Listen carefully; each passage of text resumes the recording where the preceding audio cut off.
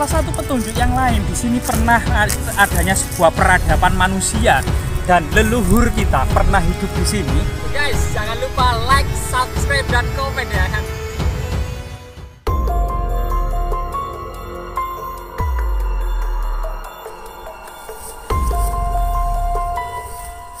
Ada sebuah gunung ya yang tersusun dari batu-batu aneh. Jadi semacam sisik naga ya. Mari kita telusuri.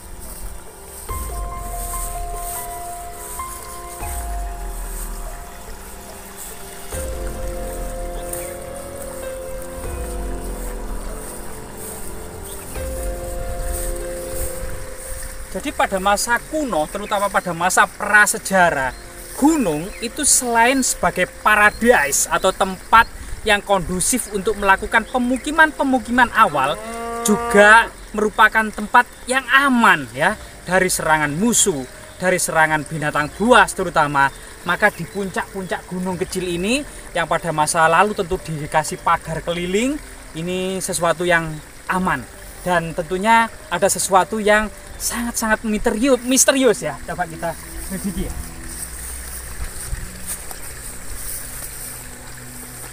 Jadi bukit kecil ini tak ubahnya seperti piramid ya, atau kemungkinan di dalamnya tersimpan piramida. Kita juga belum tahu hal itu ya.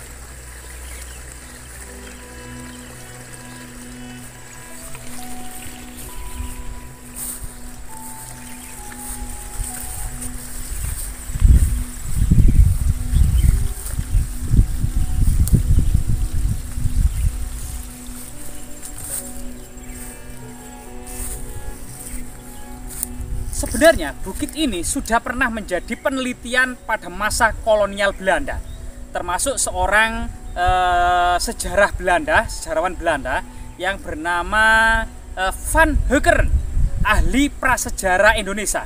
Dalam bukunya Stone Age of Indonesia. Mari kita lihat ya.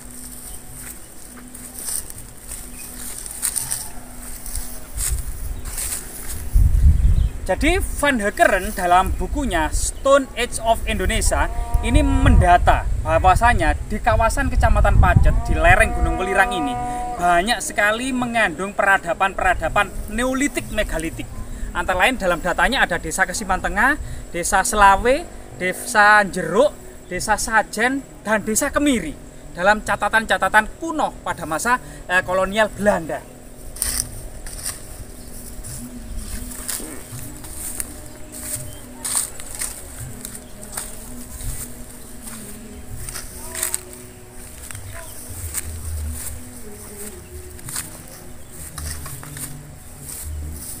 Nah, bukit kecil ini akan sangat indah sekali seperti bentuk-bentuk piramida ya, karena memang pada musim kemarau ini rerumputan dan semak-semak belukar ini cenderung mati gitu ya. Jadi lapisan bukitnya kentara sekali.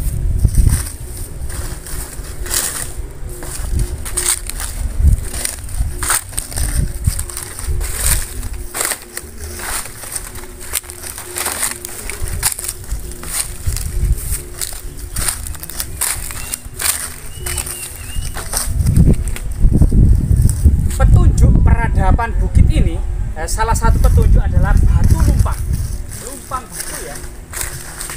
Jadi, saat ini memang dalam kondisi miring, kemungkinan masa lalunya ini rata.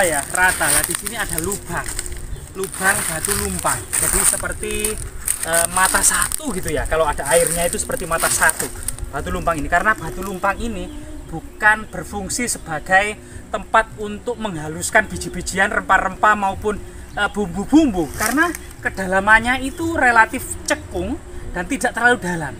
Artinya batu lumpang ini dan beberapa lubang batu dakon ini diduga memiliki fungsi magis dan fungsi sakral gitu ya. Coba kita hati-hati dan kita sowan. Nanti kita cari petunjuk lainnya. Di belakang kita inilah ada sesuatu yang monumental yang pernah juga diteliti oleh Belanda, terutama Van Heckeren. Ada sebuah batu struktur batu alam, batu temu gelang, tepat di puncak bukit ini dalam keadaan melingkar. Dan ada jalan ya, seperti gerbang bagian yang menghadap ke arah utara. Dan di tengahnya ada semacam menhir atau masyarakat menyebutnya juga adalah gigi naga. Coba kita teliti.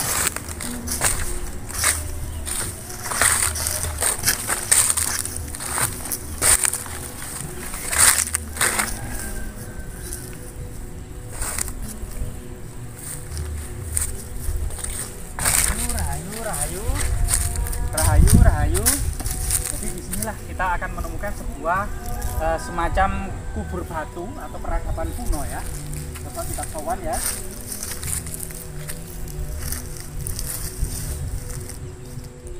Rahayu.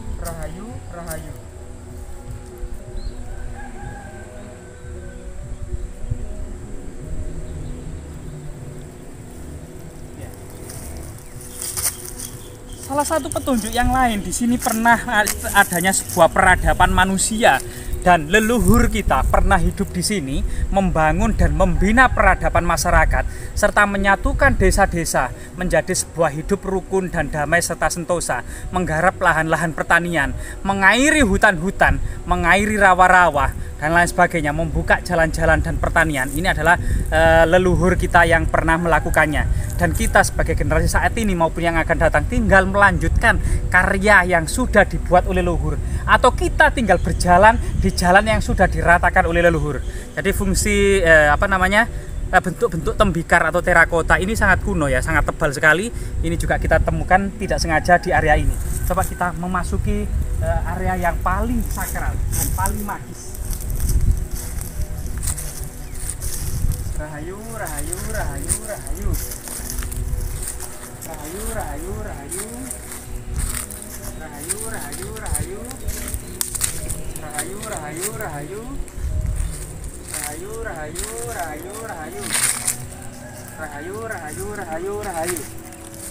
Nah, di lokasi inilah kita akan mendapati jejak-jejak semacam perdupaan. Artinya ini adalah punden leluhur desa ini yang masih dirawat dan dilestarikan oleh masyarakat desa ini. Bahwasanya ini merupakan peradaban megalitik neolik menhir ya. Menhir ini yang berfungsi sebagai lambang palus atau kesuburan, juga merupakan lambang dari gunung tempat bersemayamnya arwah-arwah leluhur, serta pada masa-masa tertentu itu sebagai tempat untuk mengikat binatang kurban kerbau sebelum kemudian disembelih dan dibagikan bersama-sama. Nah, ini adalah salah satu fungsi menhir. Termasuk area di sini diduga tempat bermusyawarahnya para tetua desa pada masa prasejarah.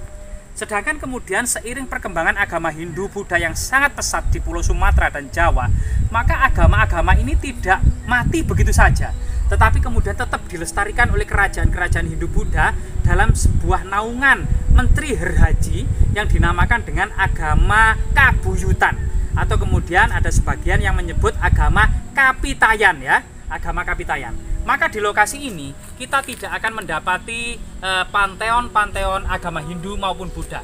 Kita tidak akan mendapati arca-arca Siwa, Ganesha, Parwati, atau Batara Guru, atau arca-arca Avalokiteswara, atau Buddha Bodhisattva, atau Amitabha, dan mungkin Maha Aksobya kita tidak menemui.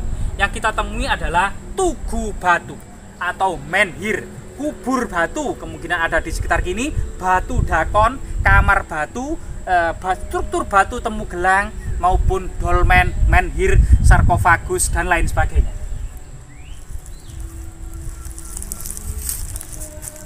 Coba kita keliling-keliling ya. Dan di sini memang jejak masih disakralkan pada masa kuno. Di sini ada pohon Kamboja. Diduga ini pohon Kamboja yang berusia ratusan tahun ya. Pohon Kamboja ini. Dan jika kita meneliti, punden ini memang dililit oleh akar-akar pohon beringin ya. Yang saat ini musim kemarau, pohon beringin ini sangat rindang sekali. Nah, di sini kondisinya memang seperti singa putih menghadap ke timur. Kalau dari samping ya, kalau dari samping. Mbak, permisi Mbak. Mbak singa putih, permisi Mbak. Mbak singa putih. Mbak singa putih, permisi. Permisi Mbak. Selain kemudian sebuah bentuk susunan batu temu gelang dan satu menhir yang ada di tengah, yang kemudian ada beberapa jejak persajian. Juga di area sekitar ini selain ada kubur batu ya, ada kamar batu. Nah, di sini. Nah, lokasinya di sini ada beberapa meja batu ya, seperti menhir, dan ini kawasan ini sudah dibersihkan oleh masyarakat. Dan ini sudah dirawat sebagai punden dusun. Ya, ada beberapa bentuk. Dan ini kita akan bisa melihat ya, tempat kita itu berada di atas ketinggian. Jadi ada beberapa batu yang memiliki fungsi magis. Dan desa-desa akan bisa terlacak dari atas. Jalan-jalan, sawah-sawah, sungai-sungai yang akan bisa terlacak dari atas. Ada beberapa batu aneh yang menyerupai sisik naga juga. Ada beberapa dolmen atau meja batu. Dan ini ada semacam kamar batu ya, ada kamar batu. Nah ini, nah, kamar batu. Nah, rahayu, rahayu, rahayu, rahayu. Atau susunan batu yang menyerupai kamar. Nah ini. Dan saat ini memang ada makam, kemungkinan entah makam suku Kalang atau makam prasejarah ya. Kemungkinan juga makam bagi sesepuh atau leluhur desa ini. Ya, rahayu, rahayu mbah, permisi mbah. Rahayu mbah, permisi mbah. Nah ini. Beberapa juga ada batu ya, yang memang semacam diduga ini juga semacam rasi bintang. Jadi ada batu besar di sisi selatan, ada batu besar di sisi timur, ada batu besar di sisi barat, dan ada lumpang batu di sisi utara. Dan ini luar biasa sekali loh, peradaban ini ya. Coba kita mencari artefak-artefak penting yang lainnya ya. Artefak-artefak penting yang lainnya yang kemungkinan bisa kita gunakan sebagai peraga alat edukasi.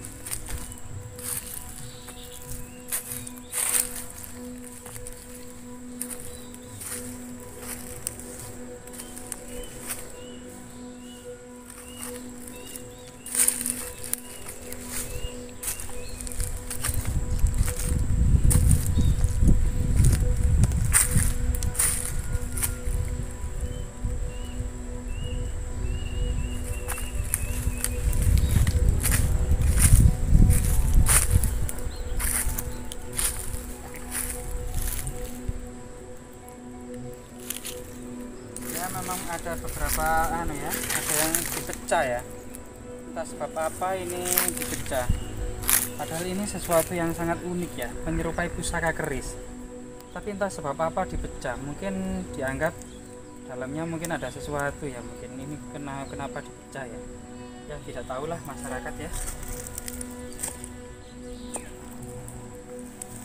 Luar biasa sekali ini, memang sebagai simbol kesuburan ya. Semoga tetap bermanfaat dan tetap lestari. Jas merah, jangan sekali-kali melupakan sejarah.